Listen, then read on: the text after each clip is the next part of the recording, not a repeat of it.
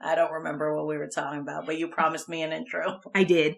And I cliffhangered it, so I have to I have to commit to this. So, you know how you were saying at the end of last episode, you've seen people on Reddit who are just like, I'm used to having characters die. I have like a Rolodex of characters. I'm prepared for that. I would be interested to see a campaign where it is very normal for your character to die and you just an hour later hop back in with a new character. I had an idea for a campaign. Okay. Based on that, so you've seen Avatar, Not the Last Airbender with the blue people. Ah, yes. That's like Legend of Korra? No, I haven't yet. Yeah. Do you know how in that movie the premise was like these soldiers are using avatars that look like these actual native people, but they're not their real body. So if the avatar gets like damaged or dies, it's not a big deal. I had an idea for like a campaign that's kind of like that, except you don't know that that's what the campaign is. Oh. So like... That's so fun!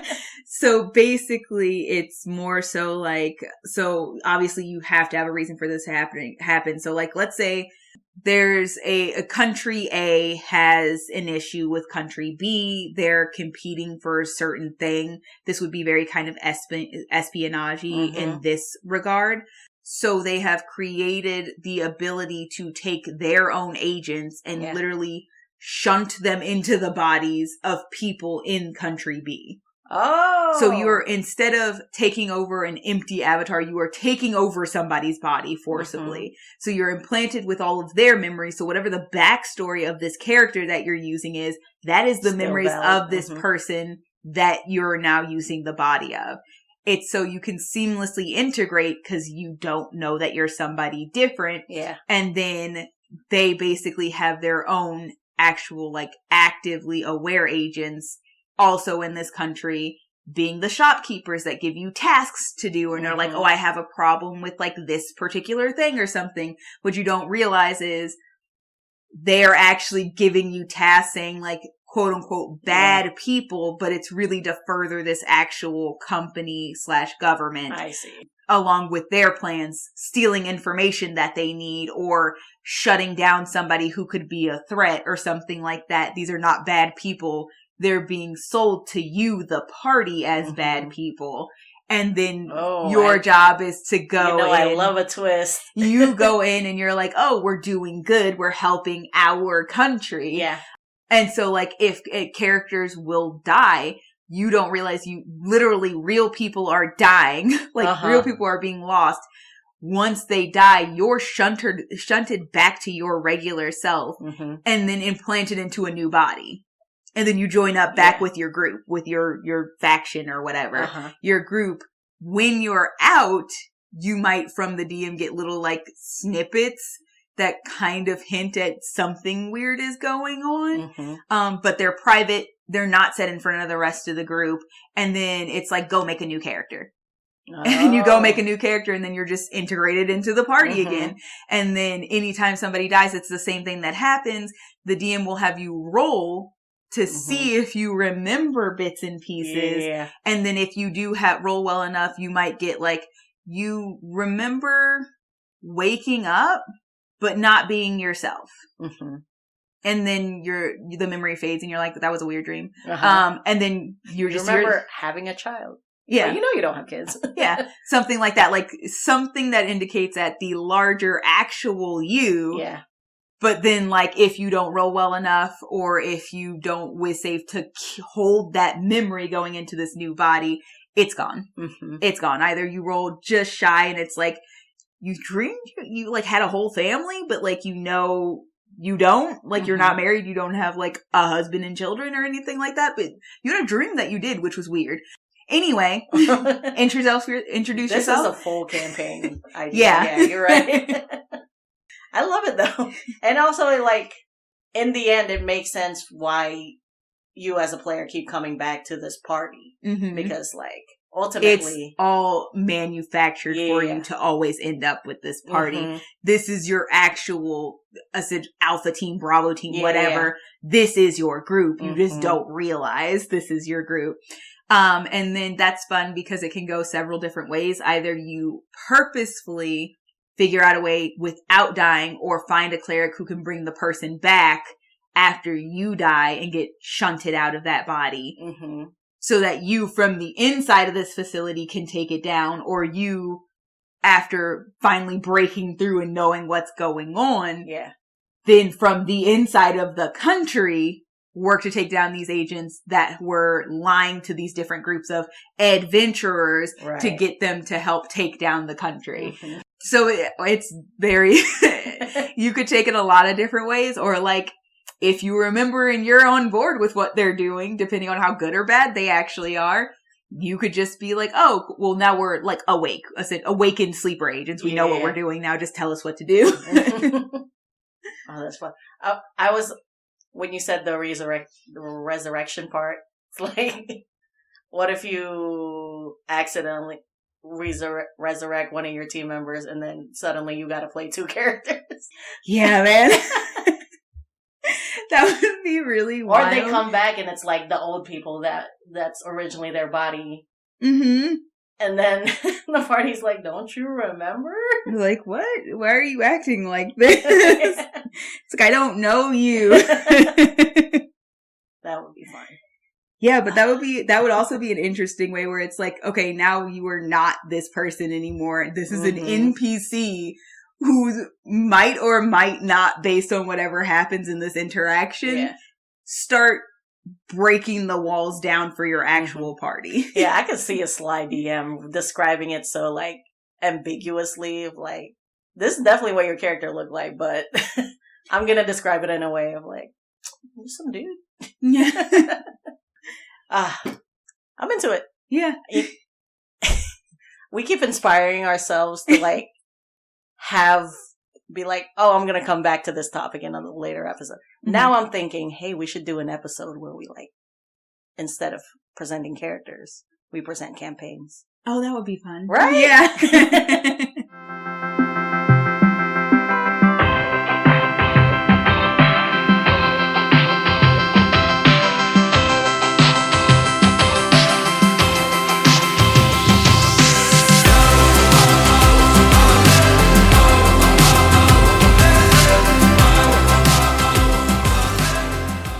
But anyways, no, today is a regular episode day. Yes, it is.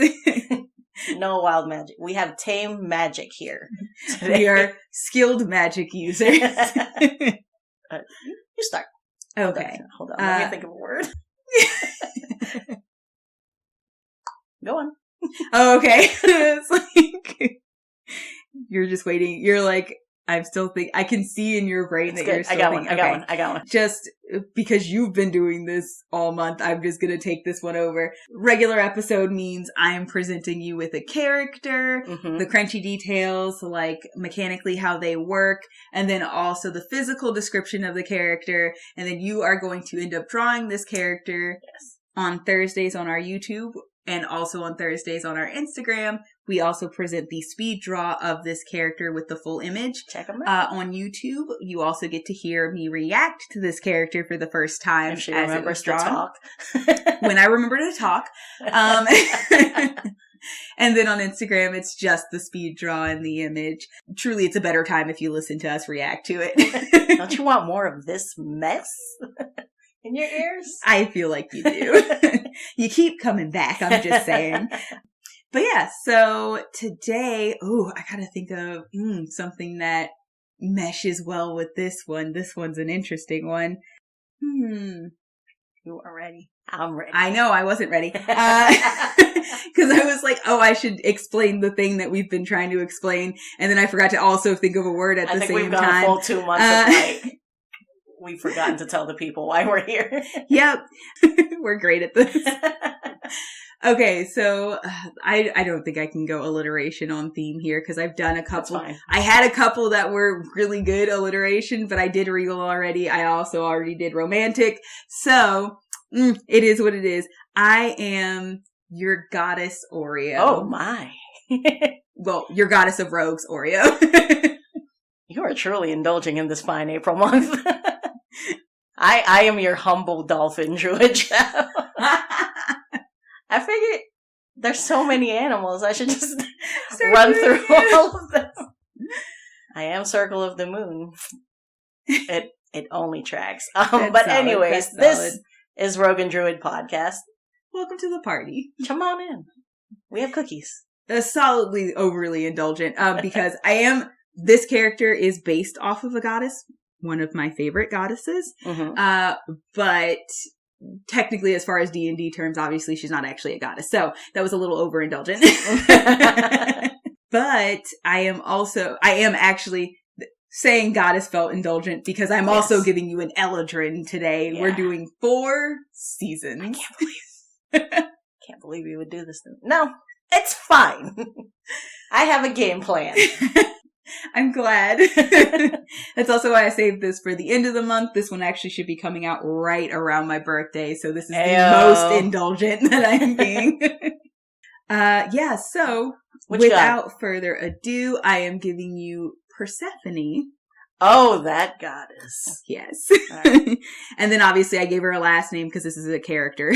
I mean, I think you've already given me a character with no last name. Or 2. I have, but since I'm doing like a full character, I decided to give her a full last name. All right.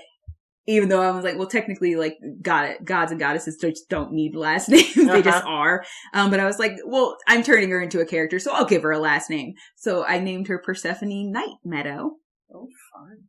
Which felt very fitting as well for the character. As I said, she is an Eladrin. This character is actually eventually going to be multiclassed. Oh, so is this our first? Yeah, this is my first meant to be multi-class character. We love a virginal multi-class.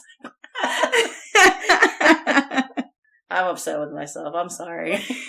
Oh my goodness. That's great. So very funny. I think the first version I made, I started with Cleric. So it's going to be a Druid Cleric multi-class, which is I know it's good. It's good. Oh. Also just a very good multi-class to hit. Because you know how in multi-classing, like, there are things that you lose? Druid and Cleric start very similarly. Yeah. So you're not really losing a lot of anything at all, which is amazing. Said last week, I love a wisdom-based caster, and you know this.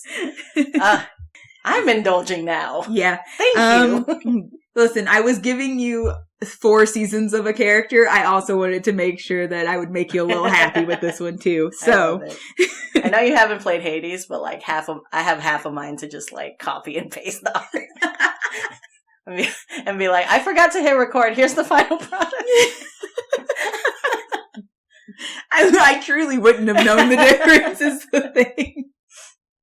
Just draw over the artwork and be like, here's the speed jump. All right, so she starts out as a cleric because you gotta pick one. The first time I made her, I started her as a cleric. When I was thinking about her backstory, because I'm RP heavy, I actually decided it makes more sense for her to start as a druid, and then she ends up multi-classing into cleric.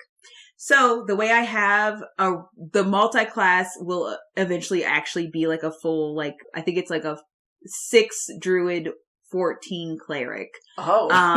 Or if you're doing a full campaign. But you can also go a split 10-10, but some of the things you get in cleric at those higher levels will be better, both aesthetically and mechanically for the character. So, big thing is Circle of Dreams, Druid. And that's because they're very Feywild aesthetically, which also very good for this. And then Twilight Domain Cleric, which also very fitting for her story. Stop it! I had so much fun. Keep going. I had so much fun making this character. My goodness. But yeah, so those were the 2 that I picked, and then obviously the Eladrin was very important because of the story of Persephone herself. We should delve into that. Yes. I'm going to do very quickly some crunchy mechanics here. Obviously, since you're doing 2 wisdom-based casters, absolutely high whiz. Intelligence. And then I gave her a high charisma. I feel like that's very fitting for Persephone specifically. And then I did give her actually the only thing I really dumped was strength because it's not a strength-based character. Everything else is like a +1, +2 just because of how I rolled for her. If I had to go lower anywhere else, I would have also probably dropped her con a little bit. That's not great for a druid or a cleric. I was about to say, mechanically, you want to put con up there. We have so many concentration spells. Yes, you do. But story-wise, both original Greek tale and also the tale I spun to kind of match that, she's not really had to have a high con. So I RP'd it. So if you're going to RP it, but obviously I tried to give her, because I rolled decently enough, I did give her a pretty decent con. We only really had to dump strength, which is great. Because everything else you want to have higher, honestly. I'm sorry, you've just made me think of a campaign. God damn it, Oreo. I'm not sorry. I guess we'll talk about it next episode. Hey. You better write that down so you don't forget it. I'm truly doing it right now. Peek behind the screen. She was like, do you remember what I said I would talk about? Yeah, and then we had to like run back what we said at the end of last episode, and then I was like, oh, okay, I know what I remember. Let me write that down before I forget it again. But yeah, and then I did give her, well, obviously she's a druid first, so she's not wearing any sort of like metal armor or anything like that. I think they don't give you the option. Yeah, I put her in leather, but I don't think they give you the option at start to get hide. But I do think hide would be very cool for her. And then as far as weapons go, I gave her a scimitar and a crossbow because druid, you don't really, if you have to be up close, you want to have an option, but you don't really want to have to be up close. Right. So, and then, I guess we get into the pretty now, because that's about it. I mean, first level, you're getting basic druid spells, but I always pick druid craft, but I also think specifically for this character, druid craft is peak. But yeah, so, and like I said, I did pick specifically Eladrin because I felt like that matches the best. Oh, that's the other thing I forgot. Background. I made her sage because I accept. Yeah, I think overall there's not a lot background wise that would make sense fully for the story. I basically was just like, well, if she's stuck underneath the watchful eye of a very like overprotective mother anyway, she's not going to have a lot of time to do a lot of things, so she probably would end up learning a lot of different things, which is also how I like kind of flavored into her being a druid. One, because obviously the goddess is both the goddess of spring and the goddess of the underworld. And she starts out just the goddess of spring, so she's handling plants all the time. So I was like, well, druid obviously is where you want to start, but learning about plants and things like that just makes a lot of sense for her as well. So I gave her the sage background because it's a nice like base background to help like round out a character without forcing too much in to make sense, like Faye Lost would have or something like that. So I was just like, look, we're gonna play a simple, safe background. You can't really give her Outlander because like Demeter wasn't really letting her go anywhere. Yes, but this character is also going to be interesting because technically she's meant to be played with another character, like an already established relationship. She's meant to be played with a Hades, essentially. But yeah, so do I usually give you the background before? No, I don't. I did that last time for aesthetic reasons. Sorry, the party can't tell, but I have 1,000 yards there. I did that for the value of what I wanted it to do. I'm glad you were so satisfied. Thank you. Okay, so now I'm going to jump into what she looks like, and then I'll explain the backstory that I created for her. Tell me that sweet aesthetic. I'm going to start in order. We're going to start with spring. So for spring, backtrack. Yes. For those that don't know. Oh, right. So Eladrin are a race of elves who are very, very heavily tied to the Feywild. A lot of people will actually play them as coming directly from the Feywild to the mortal plane. They are the closest to the Feywild of the elves. The big thing about Eladrin is they have seasonal changes. So they have looks that change with seasons, and the seasons are tied to their emotions.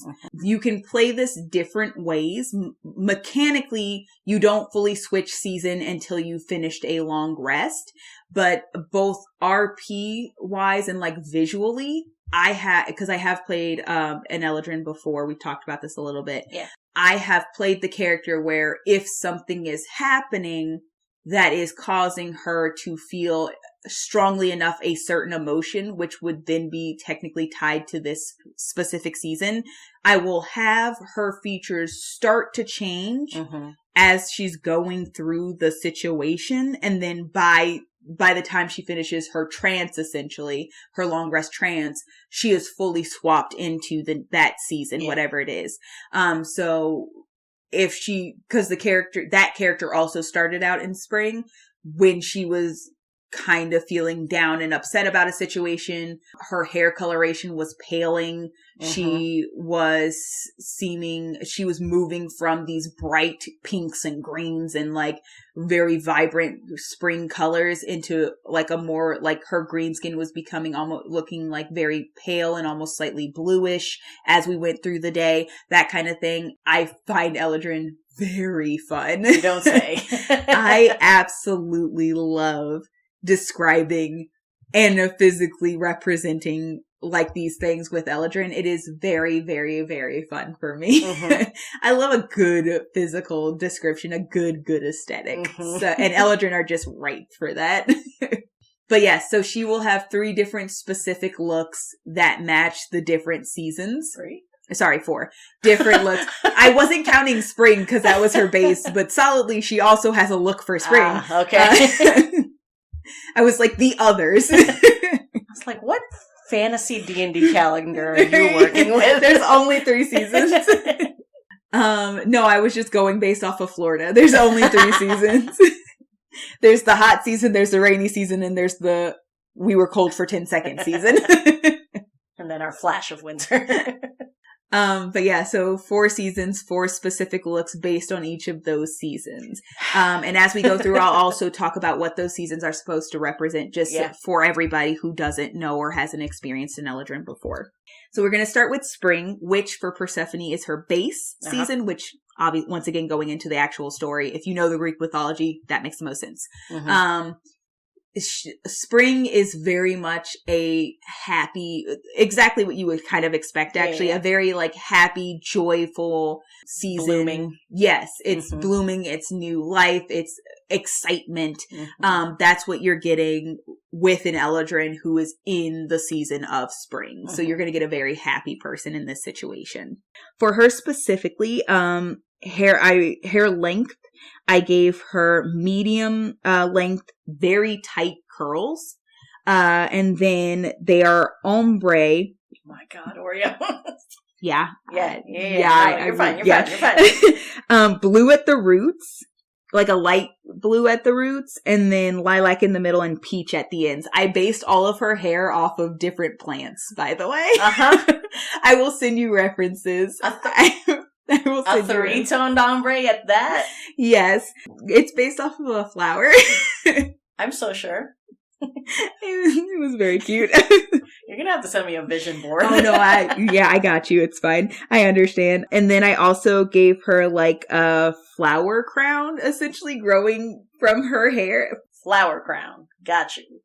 Okay. And then I gave her light brown skin. I love a flower crown, by the way. Thank you. I gave her light brown skin and deep green eyes. Ooh. I promise the hair is the most complicated part of all of these, by the way. Okay, sure. And then summer, which is actually more of an aggressive, emotional state. So it's a lot more action before thought. It could be tied to anger as well, or like intense passion.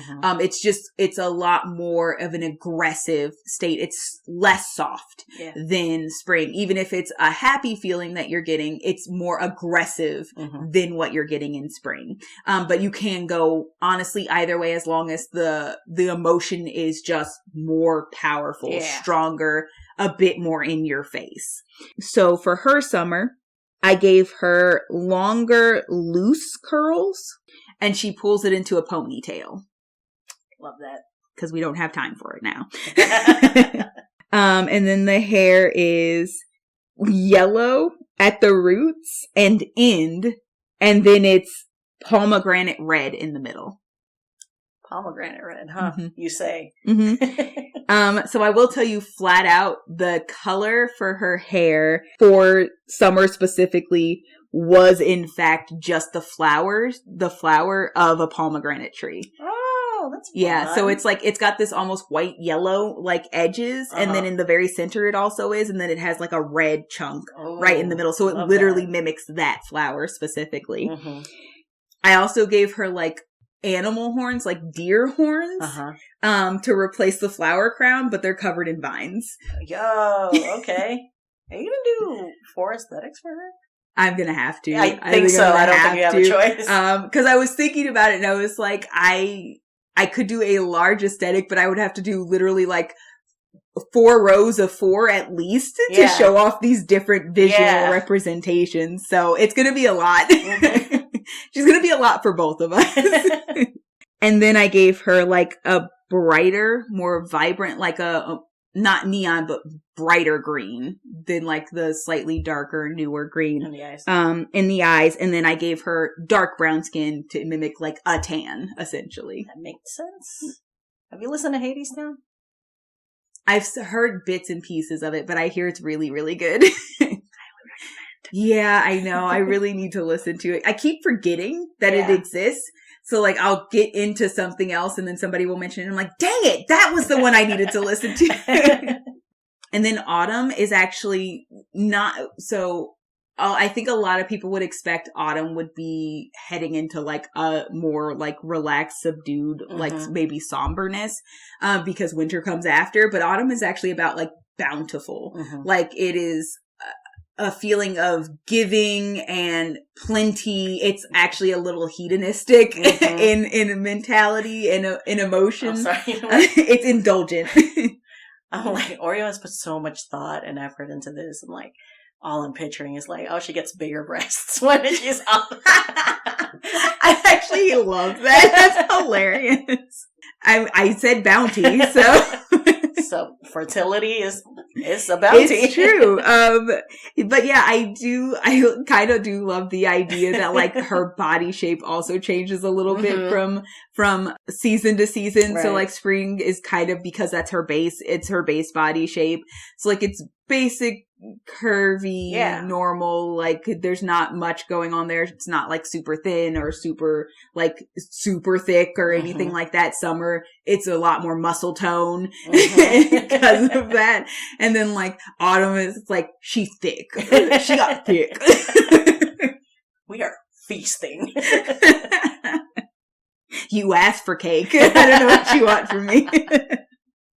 And then for this one, and I was doing something with the skin tone, so that was very fun for me. And then I was also doing something with the hair, which is more obvious as we keep going through these seasons. It's the same length as summer, so like a longer length, and it's wavy now. And color-wise, it actually has like, and I actually gave her a very specific hairstyle for this one too, which is like 2 buns at the top of her head that look kind of like pumpkins. Chun-Li pumpkins. Aww. It's very cute. So I was looking, because I was trying to find a specific thing that would help bring in like that sort of like gourd aesthetic of that big autumn and I didn't want to do just like fall leaves or something like that. So I literally ended up Googling other people's autumn Eladrin, and there was one picture, and I don't know who did it, but it was literally a girl, and it was like she had like the long hair, and she had like half of it up into buns, and she had them have the buns that mimicked the pumpkins, and I was like, that's adorable. I love that. Gourd's also thick. Yes. And then it is I'm so sorry to keep ombreing this hair for you. It's fine. But I made it like a sunset because we are getting into like more of the underworld goddess type of vibe. Queen of the underworld type of vibe. So I gave her an ombre sunset hair color, which is basically bright orange to purple to indigo. Uh-huh.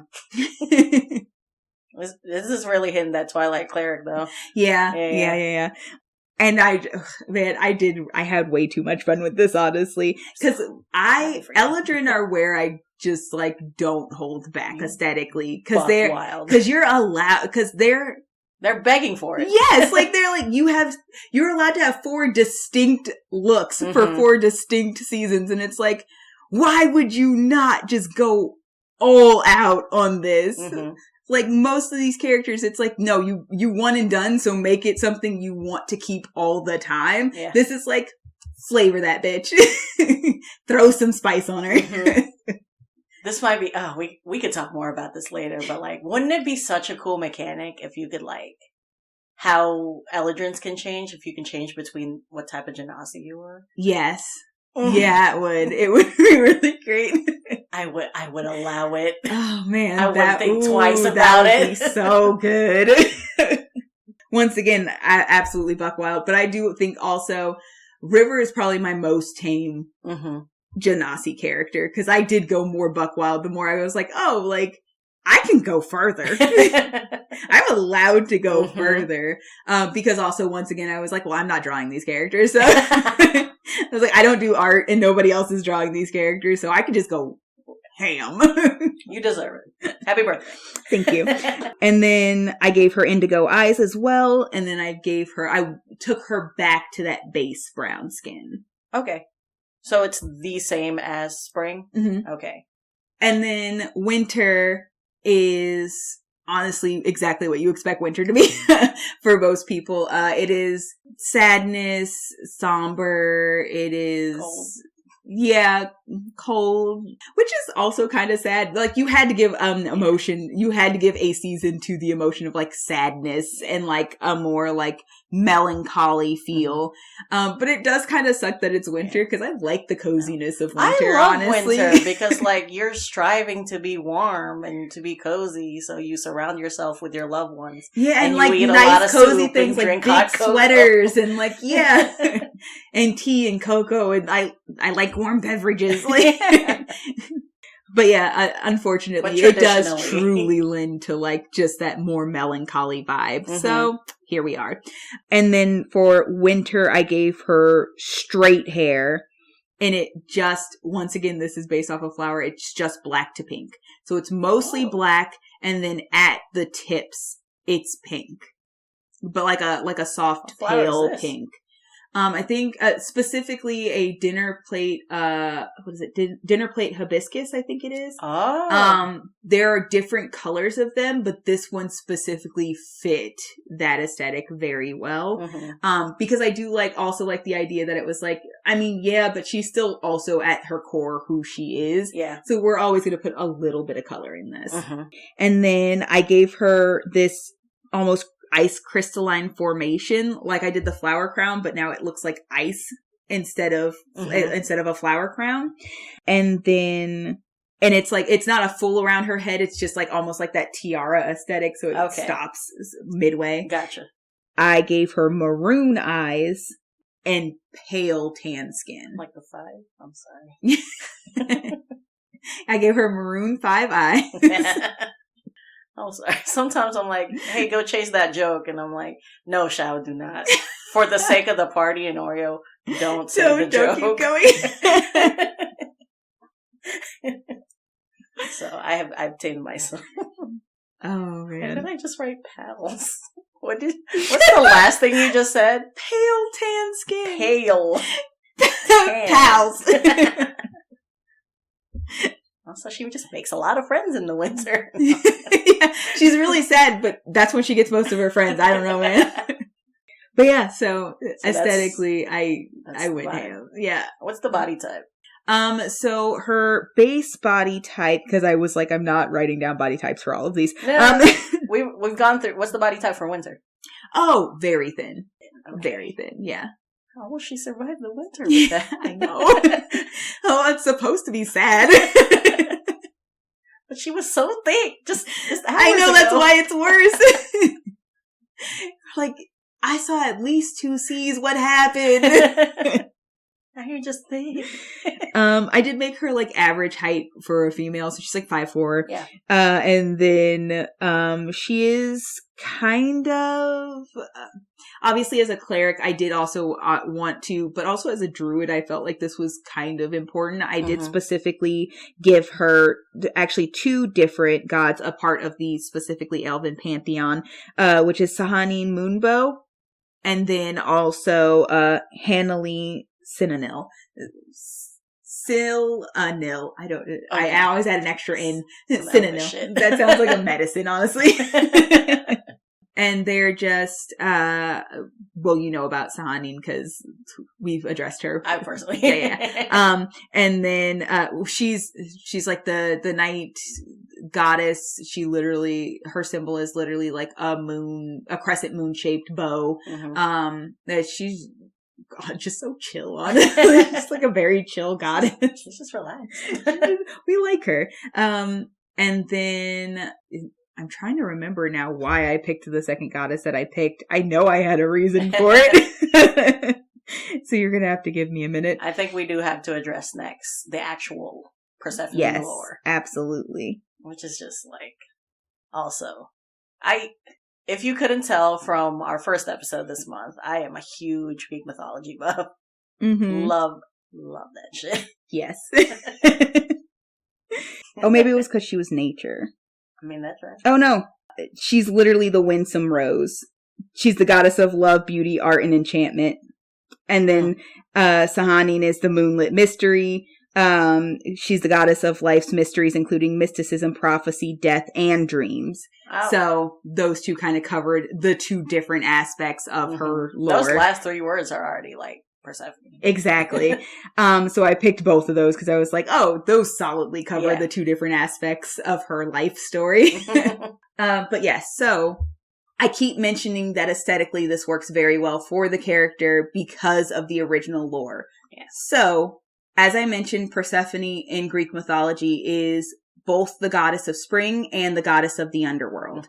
She starts her life, daughter of Demeter, goddess of the harvest and seasons and things like that, not to be confused with the goddess of hearth, who is a different goddess. But she is also the goddess of fertility too. So she is her mother. Her father is Zeus. And her mother basically, once she has her, is just very overprotective of her daughter, whether that be because she knows what the Greek gods are like, or she's like, this is my thing. I made this and I want to keep it safe. It's precious to me. So Persephone spends most of her life very, very sheltered. She doesn't leave, for the most part, the garden that she grows up in.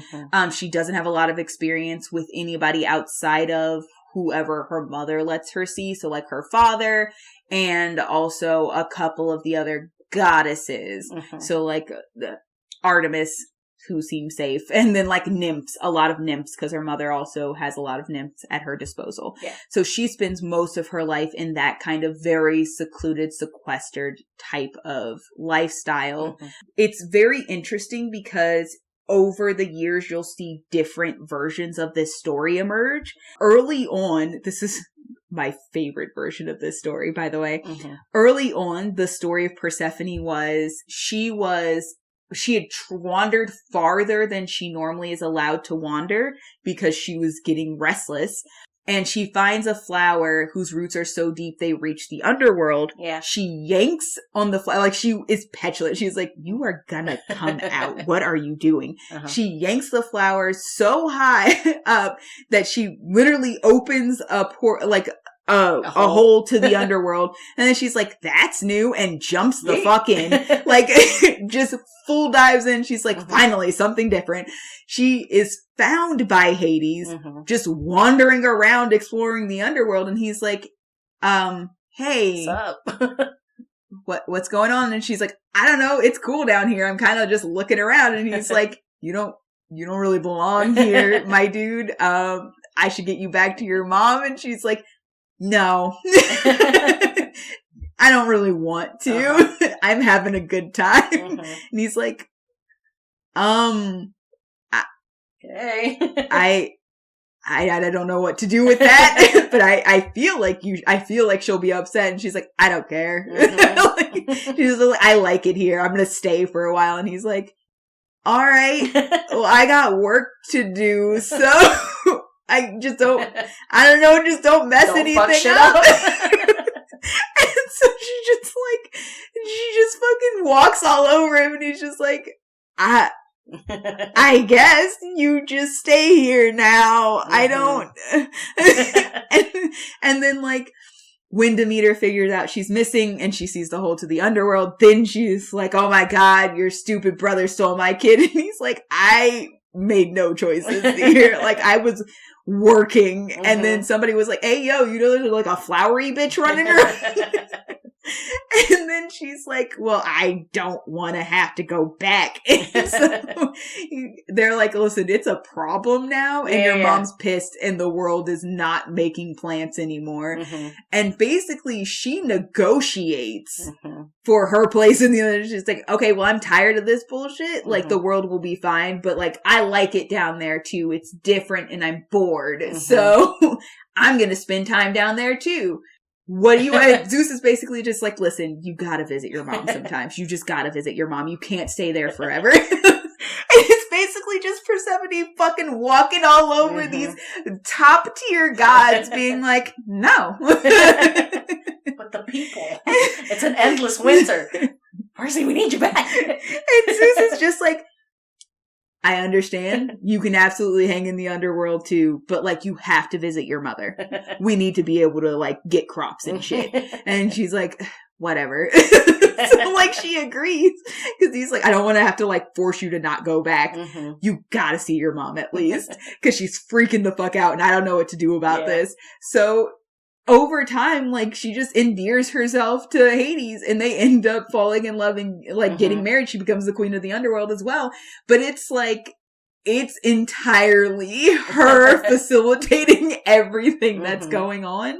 More popular stories now, as time has gone on, are Hades saw her, was enamored with her, and then kidnapped her and took her to the underworld. Then she actually was forced to spend half of her time there and was allowed to spend half of her time on Earth because she eats the pomegranate, which is a very common thing. Like, basically in the original lore, she eats some of the pomegranate to facilitate her wanting what she wants, which is something not the same shit she's been doing forever.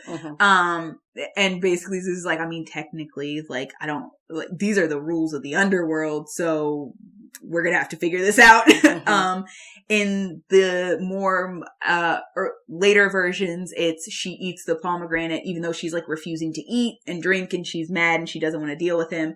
She ends up eating the pomegranates and then finds out because she ate 6 seeds she has to spend 6 months with him, and that's how you get those seasons. You ever had a pomegranate? Yeah. How you only eat 6 seeds? I don't know. I truly don't know. It's not a lot of juice in them. There's not. It's like a pop of juice and then immediately seed. I like had one because I was so curious and then I was like, it's a little unsatisfying. Like, it's a troublesome fruit to eat. It is. It's tedious as hell. Unless you don't mind just crunching on seeds. And I do mind. I do mind crunching on seeds.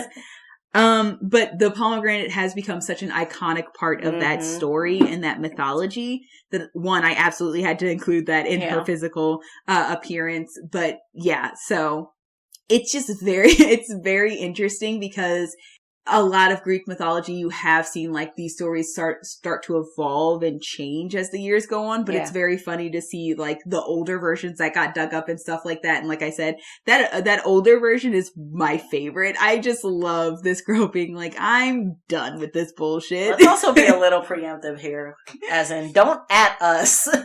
We know these originated as orally told stories, and there's tens of thousands different versions of the story. These are 2 of the ones that I found that are most prevalent. So these are the 2 versions that we're talking about. Here's the thing, guys. You could argue till the cows come home what the original tale is. Nobody was writing them down. So you're never going to win that argument. Everybody's going to have their idea of what the original story was. unfortunately. So, based on my research, that one where she's the one facilitating the situation is older. Mm-hmm.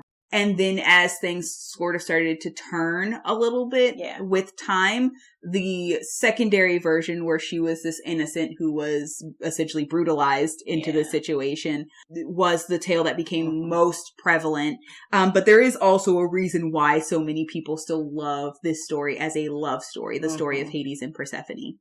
Which I'm just saying, like, you gotta acknowledge that, like, obviously there's something there that previously was being told that did facilitate this thought process for people. Yeah.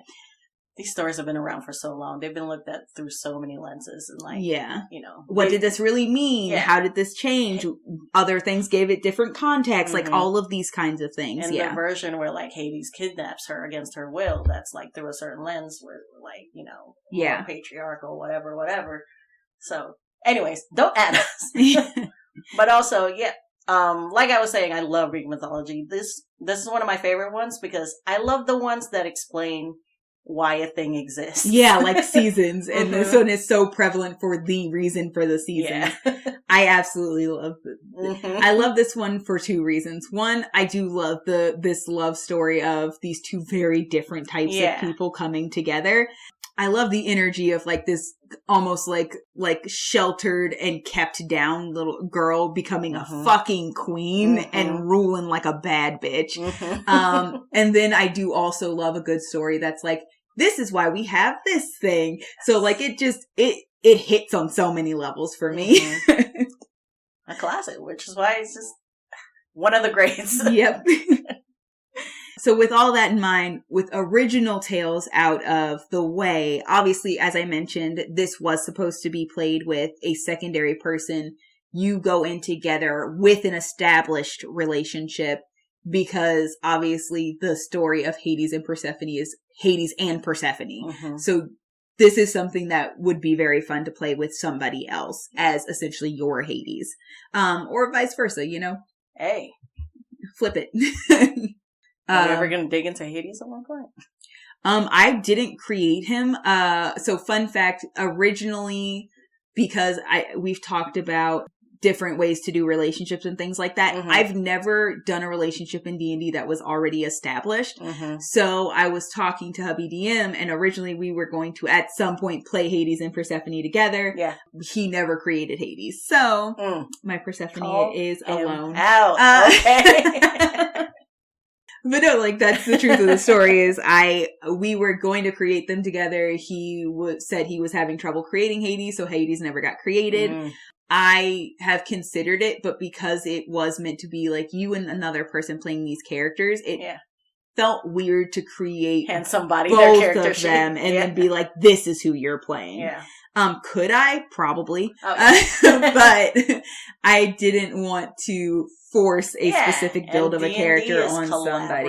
Storytelling. So, if you are interested in that idea and you like this backstory as I get into it, definitely can reach out and see if there's somebody like you would love to play with and are comfortable doing this with. See if they'll create a Hades for you and you guys can do this established relationship. I will also say the relationship mentally in my mind, I don't think you've seen this, but there's a web comic that has recently been turned into like a graphic novel. It's called Punderworld. And it's a Hades and Persephone love story. And I really like how the person who does it does their story, like how she draws and does, the characters, the gods and like how they physically like present and things like that. And then just the story itself is very cute and I'm enjoying watching it unfold, in a different medium. So, but their relationship, it's a little cheeky, a little like shy and awkward. It's very cute. And I love like mentally in my mind, I was like, if I was doing this, that's how I would want it to be. I think you would really enjoy how they handled it in Hades. You wouldn't like the game. It's a roguelike. You're going to die a lot before. Gotcha. Before you make any significant progress. But like, they did it so good. I don't know how to explain it to you other than they did it so good. I don't know. I was going to say, I might just watch gameplay of this or watch a story of this. Yeah. But yes, so the backstory I gave specifically to fit this into D&D is Persephone was born to a loving but distant father, Zeus, and an overprotective mother, Demeter. Worried for her daughter's safety, especially with the constant war between their people and the winter Eladrin, Demeter kept Persephone confined to their chalet. Without much to do and limited contact with the outside world, she studied all sorts of things, but she fell in love with plants the most and the chalet's garden. So that became basically her thing that she was like keeping up and like adding plants to and like really just honing and cultivating into something that she loved because it was where she ended up spending most of her time. It's also where she got, like, honestly, most of her sunlight and freedom. So that was also very nice for her. As the years passed and the conflict between what is technically the summer court and the winter court, essentially, began taking its toll on both of the nations, they essentially ended up deciding to enact a treaty. Peace was brokered between these two great nations and sealed with a marriage. Oh, I see. The marriage was, Persephone was promised to Hades, one of the 3 sons of the Winter Court king. On her wedding day, she met her husband, a gloomy Winter Eladrin, whom she assumed she'd have nothing in common with besides the marriage that neither of them wanted. Since neither of the two actual nations trusted each other, even though they were brokering this peace. The only way they could also come to this agreement is if the married couple that was facilitating this peace agreement essentially split their time between the two courts because they were like, well, they're not going to live entirely in the winter court. And then of course the winter court was like, well, they're not living entirely in the summer court. Like, no, that's bullshit. Right. And there's no in-between place there that they have any say over. So they're like, and we can't keep an eye on what's going on if they don't live in either of these courts. So they literally were given essentially houses in both where people could, specifically like, you know, Persephone's mother and stuff, like they could come in and check on them, make sure they weren't being mistreated for the half of the year that they were spending in the other place, and basically just keep an eye on everything that's going on and make sure that they're actually like this piece is keeping and they're not just like essentially separated, but technically married to hold this piece together, right? So for the first year of their marriage, they basically have this silent agreement that they're just going to be nice. They're going to be cordial to each other, but like neither of them agreed to this. This was kind of forced on them. They're not super happy with their situation. They're not mad at each other because it's neither of their faults, but they're just kind of like, I don't know anything about you and I'm not happy for her. I'm not happy being in the winter court half the year. And he's like, I'm not super happy being in the summer court half the year, because they're also kind of being treated like shit by the other side. Like when Persephone's with the winter people, they're like, you're here because you have to be, but we don't want you here. Same thing happening with Hades, but it's actually that continual mistreatment that they're both facing that is also what starts pushing them together. Building this relationship for them. They essentially start talking and they begin to understand who each other are and what each other like. And I had also in the backstory, like, there is a like, much like in her own home chalet, there's like this middle of the chalet garden as well. It's just not tended at all. Nobody touches it. Brambles everywhere. Because Persephone has spent a lot of time reading up on plants and learning about plants. She knows there are beautiful flowers that can grow in winter.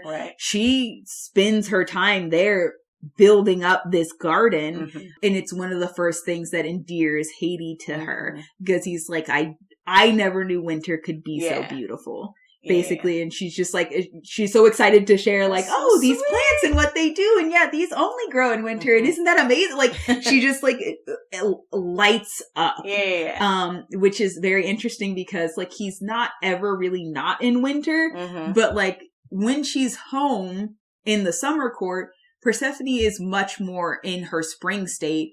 As she'd been stuck where she was with him, she'd spent most of her time in winter state. And like him seeing her for the first time in what it really means for her to be spring is very endearing for him. He's like, nice. Like, everybody's so dreary here. Look at you, this bright light in this place. And so basically they get to a point where they're like, they find that they've grown to love each other. But the way they're living is built to tear them apart, essentially. So they start talking and they're like, we will never survive stuck between these two worlds that we're forced between. So what they end up doing is planning that during one of their trips from one court to the other, they're going to leave. A full piece of... Yeah, they just fuck up the cart while they're while it's trying to get fixed and everybody's distracted. They grab their go bags and they piece the fuck out. And they're like, fuck this place. Fuck you guys. I'm over it. And they basically just forge out on their own, which is how they end up with Star Wars as they leave the plane. No idea. They have no idea. They're so done with all of this back and forth bullshit and how they're constantly both treated. Because at the point where they love each other, it's like when Persephone's at home, she doesn't like the way her fucking mom treats her husband. Same thing's happening when like Hades is at home. He's like, don't fucking talk to my wife that way. Like it's getting to, and it's driving wedges between the family. And they're just like, we're over you guys. Like it is not, y'all forced us into this in the first place. And now you have the nerve to act like we're doing something wrong. Like, fuck you guys. And they're basically just like, fuck this place, peace out, don't care what happens. Like they're wrapped up in each other. Like they're like, it's us against the world now, basically. That. And so they just fuck the fuck off. Like, oh well, whatever happens, happens. And they just leave. And obviously eventually they're like, okay, well, we have skills. We know things we're doing. I personally would expect, because of how Hades plays, a very learned character, so I would expect him to at least be partially, even if he's not fully classed out as a wizard, some sort of wizard would make a lot of sense for him. Because I do find he's usually the more subdued of the two in the relationship, which also makes a lot of sense. So they're not incapable, like they've been bored out of their fucking minds their whole lives, but they like learn to do things. And so, you know, Hades has whatever talents you decide to give him. Persephone is decently talented Druid, like level 1. She knows what she's doing at least. And then on top of that, obviously as time goes on, she'll become a cleric because of walking that line. So she'll have both Druid skills and cleric skills. Solidly a solid healer for any party. And they're just basically forging on their own. The reason they're adventuring is because they're trying to make money to start a life together. They're starting their own lives together. So I think that's a really sweet retelling. And I think you've done an excellent job putting it in terms of D&D mechanics. Yeah. Because I'm sure that was a challenge. Yeah, it was fun, but it was also like, I have to make it make sense. But yeah, it's really refreshing. I just love the idea of them booking and immediately each family is like, what did you do?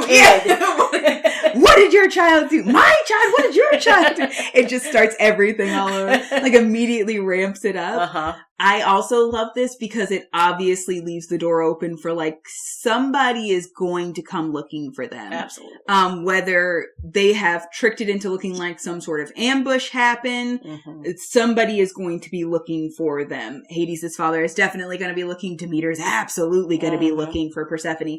Like they might not care about each other's kids, but they will care to find their child. Yeah. So you might get people from both Winter and Summer Court coming after them. And getting to the point where it's like, oh no, like war has revamped because y'all disappeared, or like somehow the peace became something entirely different, like full necessity peace now because both of our children are missing. And these were like, we kind of need them to prove that we're good and we can handle this peace treaty. Or like just in general, just like these are parents who are like, where the fuck is my child? Like even if you don't take it that high up, your parents are like, where the fuck is my child at? So there's a lot of like things you could play with there. I also thought about the fact of like going back home and then being like, no, neither of us forced each other. You did this. You guys did this. And we're just gonna stay here. So. Yeah. Fucking deal. Hey, we're alive. We're not coming back. I find this one really refreshing because all of their issues are the situation and outside forces. Something entirely out of their control. Yeah. And, like, a lot of your characters are, like, they got this inner strife and they got to work through some shit. And it's like, no, we're like, we know who we are. We're confident. We like each other. We don't like y'all. So I also think that's fun and different for you. I didn't expect in your story for Hades to also be an Eladrin, but I'm into it. Yeah. So the fun thing was I thought about having her be an Eladrin and him be something like a drow, because I did want him to have, I wanted him to have, because you could easily just make this like, it makes perfect sense for Eladrin and drow to be warring too. Yeah, for sure. So the thing about it was, obviously this would be a very interesting drow society if they had brokered some sort of peace. Yeah. But that does fit very well with the idea of them being underground for half of the year, because that's where drow live.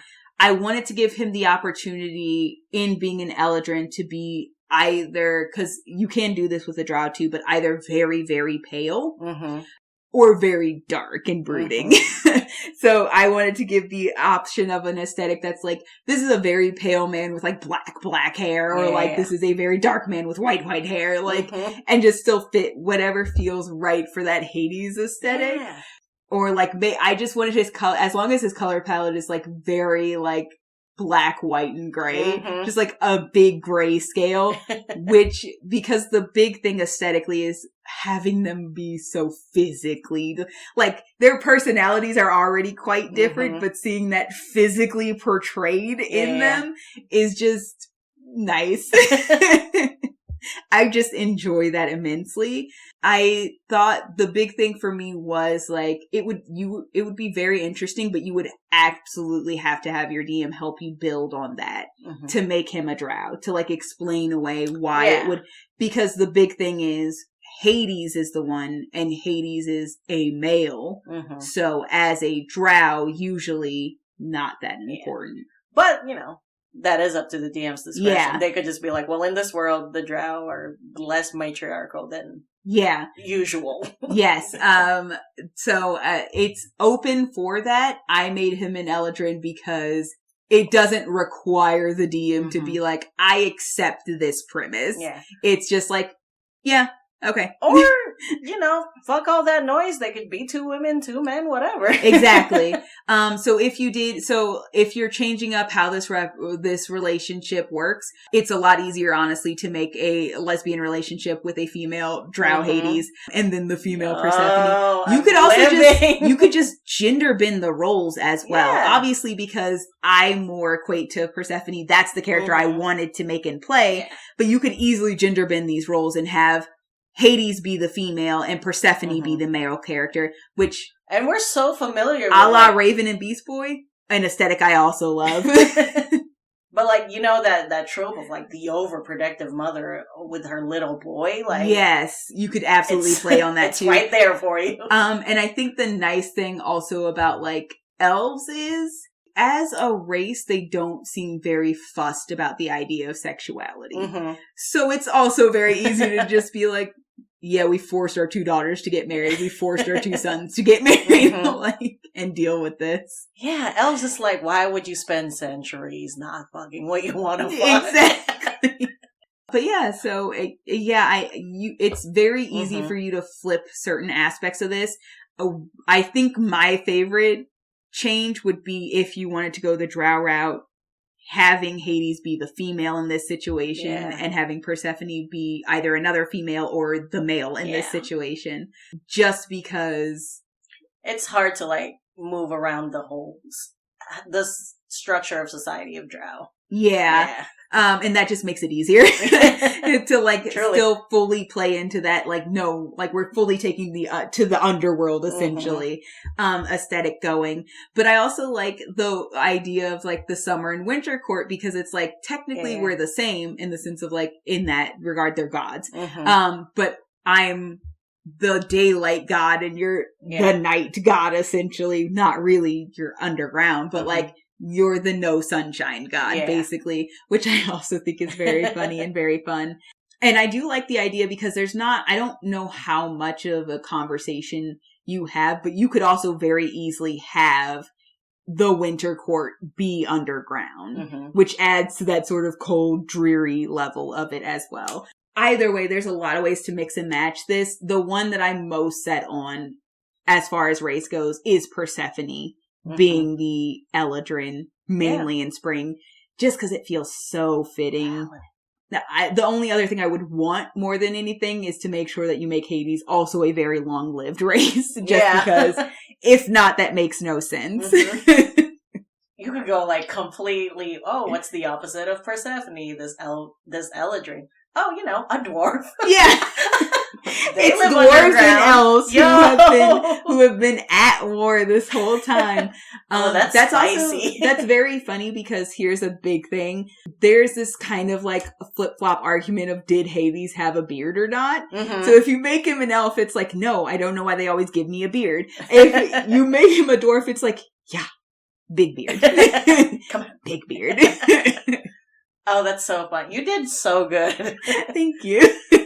I'm so sure it was a challenge because, we do the build-a parties where we just take a character and put it in D&D world. But, no, you had to, make the story. I had to make a Greek mythology story make sense in D&D world, which I also would like to give big ups to you because, you made us gods. We talked about this or whatever, but you still managed to make this weird, wild shit that happens in Greek mythology work and make sense for a D&D world. And when I was just making a backstory for a character, I was like, this is dumb. They have to make sense, so they have to live long because the god aspect of that, they obviously are outliving a lot of people. They also have to be opposites somehow, but also the same somehow. Like, fuck! But yeah, you just gotta pick it. You see how many options you had. You just pick one and go. Could be Drow, could be Eladrin, could be a dwarf. Yeah. Just the idea of a dwarf in Hades. It's so funny, but also, dwarves are, so aggro and whatever, and Hades, canonically is just so chill. So mad. Which would be very funny. Which makes sense as to why he's also, him as a child is being outcast and, I was about to say, not here's relating the to thing his family. that doesn't stop it from making sense. So as a drow or as a dwarf, this also makes a lot more sense, too, because, Drow don't got chill. Yeah. So, if you're just I'm not that ambitious sister or brother, if you do decide to, fudge with, how Drow society works, it's the fuck is wrong with you? Oh, so you just want to die. I want the world. What do you mean? I do love the idea of the trio of sisters if you go Drow route and you're either flipping or turning this into a full lesbian relationship. Yeah. I love the idea of just, Zeus, Poseidon, and Hades are a trio of sisters, not brothers. And the extra cattiness, because it was catty as fuck to begin with, but the extra cattiness that ensues.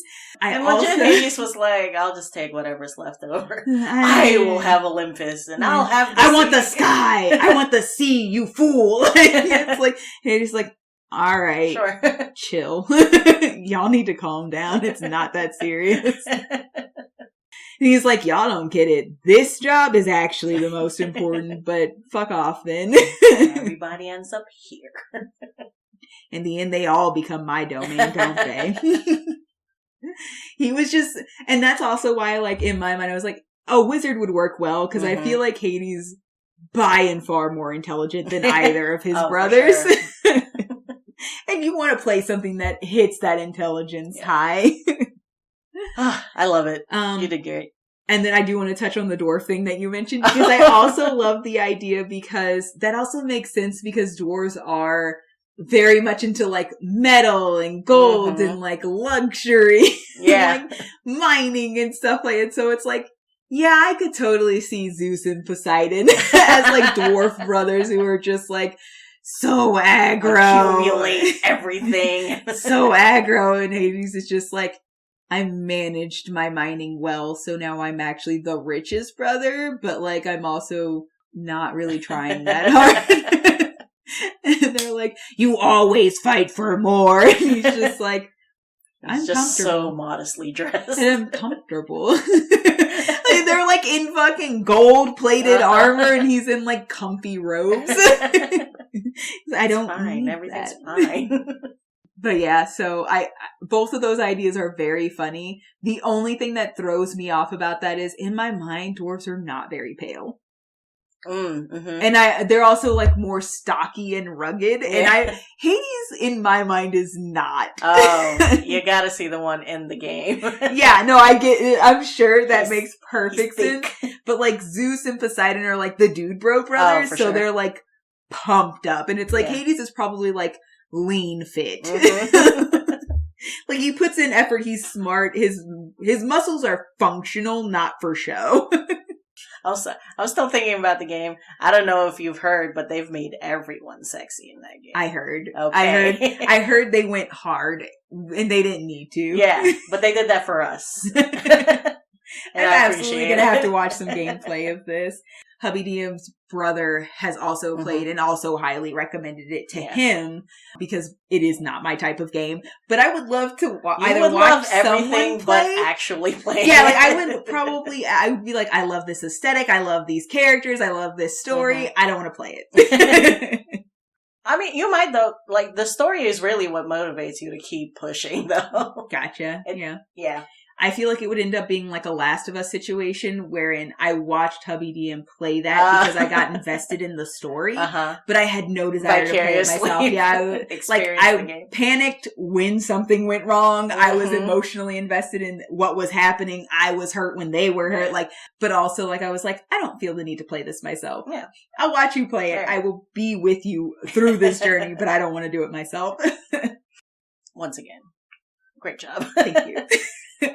You did great. I know this was a lot, but like I am looking forward to this game. And like I told you, I got a game plan of like how I could skirt around the situation you've given me. So I'm ready. Glad. My bootstraps have been pulled up. Okay. I'm glad. Yeah. Any last notes? No, I just love this is one of my favorite characters that I have ever made. But yeah, I don't know. I think for me, the lesson is kind of just like, don't let other people dictate how you live your life. Oh, mine was going to be like, neither of us are parents, so we don't know personally, but also like, let your kids breathe a little, dude. Yeah, I think that's a great way to look at it from the two different points of view. It's like, as a child, don't be so hampered by like your parents' expectations that you don't live the life you want to live. As a parent, your children are autonomous beings. You cannot force your expectations on them. You have to let them live. You can't protect them from everything forever. Yes. And the sooner you accept that, I think, the healthier they'll be. Yeah.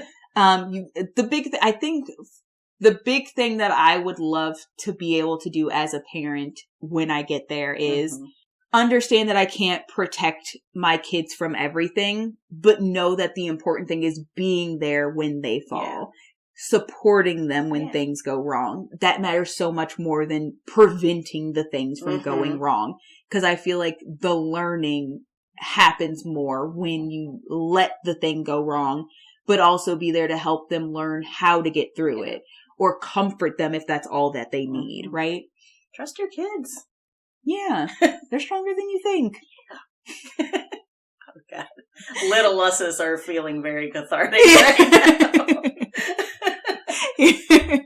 Our inner children are weeping. Anyway, on that note. Oh, did we also... See, I'm telling you, we're hitting all of our boxes where we're like, working through a little trauma. A little bit. Just a tiny trauma. But that's just being this age at this time in America. This is something we haven't talked about that you've done before with the characters, which is how do you hurt them? They've been hurt. They have. I do think the idea of like it started a war again would be a pretty If I was DMing this, that's definitely what would happen. Yeah.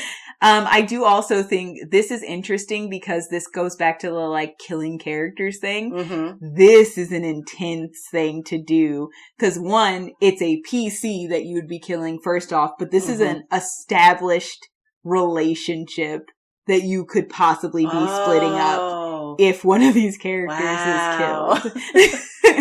kill one of these characters. Sometimes it's just a simple, how do you hurt them? Death. Yeah, kill somebody.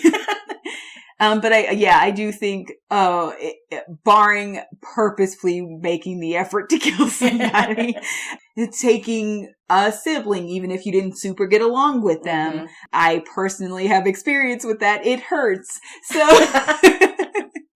or a parent, or causing some sort of big issue that causes more detriment to the people that you love than you wanted to cause, even if your mentality when you were leaving was like, fuck you a little bit. I have a way to hurt her. What if something happens to Demeter before they could resolve their mother-daughter relationship, and like she's just always left without closure, breathing down my neck. What if you just kill her and then Persephone never gets that resolution? Yep. That's an option. Yeah. But yeah, I did touch on it earlier that like this is different because all of her strife isn't some internal. Yeah, it's not anything that it's nothing that she has caused. It's the society around them has caused them pain, and they are actively seeking both each other because they're confident in themselves and each other, but also something new. So it is very interesting and very funny to like be like, there's not a trauma you yourself really need to work through. You're like, yeah, I needed to get out of the thumb of my overprotective mother, but I did that. I made the choice to leave and go out and live my life. Right. So, or like, honestly, even for Hades, it's kind of just like, I'm just not as aggro as my family. So, because he's so chill as a personality, it's like, he doesn't have any like issues or strife with his family. He's just like, I just don't do what y'all do. Like, it's just a lot from y'all, and I'm just gonna be back here in the library with my books. Like, but yeah, I think Hades has more room to grow, like internally, because it seems in this story that you're telling, he's been so deprived of like these regular life experiences. Yeah, I think. For him specifically, I think it would be a lot more of like just opening the door to experience things that because of where you grew up, you haven't really experienced. So it's like, I think for her, if you were doing any sort of internal struggle, it would be like, she's probably spends most of her time being in this happy place. But like, the other emotions are okay too, and you're allowed those emotions as well. Yeah. But that Summer Court to me always just feels more like there's more freedom of these emotions, honestly. Like, they just happen. It just is what it is, and we know this is the life we live. Winter always feels so reserved and buttoned and closed up, and so it just does feel like, I would love to see the moment you see Hades in spring. My thought is, this is something neither of them have ever experienced. Yeah. Beach day. Yeah. Oh my God. Like, I think a lot of it for them would honestly just be experiencing things they haven't been able to, like a beach for the ocean for the first time. Oh my God. Exciting. A rundown, like, dive bar tavern. So exhilarating. I think we've covered everything. Yeah. Yeah, that about wraps it up. You sneaky. You gave me a 2-for-1 here. I did. Yeah, I wish I had an actual, like, created Hades. I might just break down and do it myself. That's strike 3. That wasn't even a dig at him. That was just, like, it would be very fun to, like, have a, like, actual crunchy mechanic to explain for him as well. But all that being said, I love this character so much. She, like I said, one of my favorite characters to create, both just like the physical description of what she looks like and sussing out how to make this story make sense. It was challenging, but very fun. Sure. I'm very excited to play this character at some point, honestly. I'm very excited to see. You think she's higher up on your queue?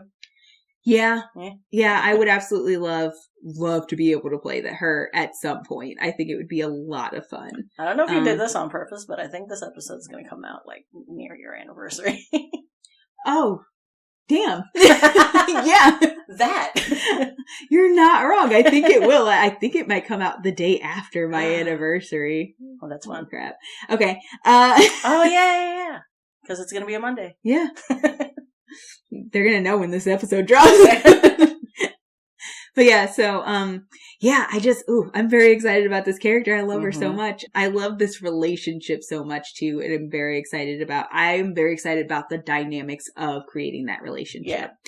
Yeah. So if you guys have ever done something like this, I would love to hear about it. Who did you make as a D&D character? How did you suss out their story as a D&D makes sense? Yeah, we love characters with like richly established connections. Other than that, we did mention the YouTube and the Instagram at the top of the episode. Yep. As I mentioned, this is going to be chunky. I had to make 4 different, for her alone, I had to make 4 different Hero Forge minis. I gotta make either a very large aesthetic or 4 separate aesthetics for each of these seasons. There's gonna be 4 different visuals for Sim Sunday. Like, this is gonna be a chunky one. Yeah. So definitely check out all of that on the Instagram. Obviously, the YouTube is where you can also get the podcast, but definitely our reacts. I feel like this is gonna be one you really want to check out on the YouTube as well. Yeah, I don't know. You didn't say the names. I didn't. I thought we did at the beginning of the episode. We can revamp them. We can revisit just in case we didn't. Instagram is @Rogan_Druid. The YouTube is Rogan Druid. I'm confident about one. I'm confident about one and then never confident about the other. It's one or the other. It's always. Also, we're trying. I think we're doing a little catch up on our content over at TikTok. Yeah. Because are we starting with something? As of this moment, peek behind the screen. We have yet to do it, but when you listen, go over to the TikTok. There's stuff over there. Yeah. Swearsies. Definitely, for sure. Also at Rogan Druid. We've already plugged so many things. Obviously my plug is Hades, the game. I mean, since we're sticking on theme, I do have to plug Ponderworld. It is very good. I'm enjoying it. The full, essentially graphic novel is available on Amazon now. So, yeah. That's not that. Do you have it? No, not yet. I'm going to buy it though. Your birthday's coming up. We'll make a little note. Don't buy it yet. Here's the thing. When I found out it was around Christmas and then I forgot to put it in my wish list, and then I was like, but I'll wait till after Christmas. And then other birthdays rolled around and I was like, I don't have money to buy this just yet. So I will hold off, but I will also put it in my wish list. For no particular reason. Don't buy it until May. Just in case. Don't buy it till May. Gotcha. Yeah, after I get it, because I did follow along as it was coming out as a webcomic, I will also definitely let you borrow it. It's very good. I enjoy it so much. But so those are our 2. If you like that style of gaming, or you just think you could become invested enough in a story to get through that style of gaming, if you like a good graphic novel, these are our recommendations. Highly recommend. I've spent so many hours on it. But yeah, on that note, would you like the honors? Fuck Electrum. Fuck Paladins. Fuck Andy Warhol. Yep, that's our usual 3. Yes. Yep, that's our usual 3. Also, side note, fuck Zeus. No, don't. No, in the bad way, not the good way. Well, plenty of people have.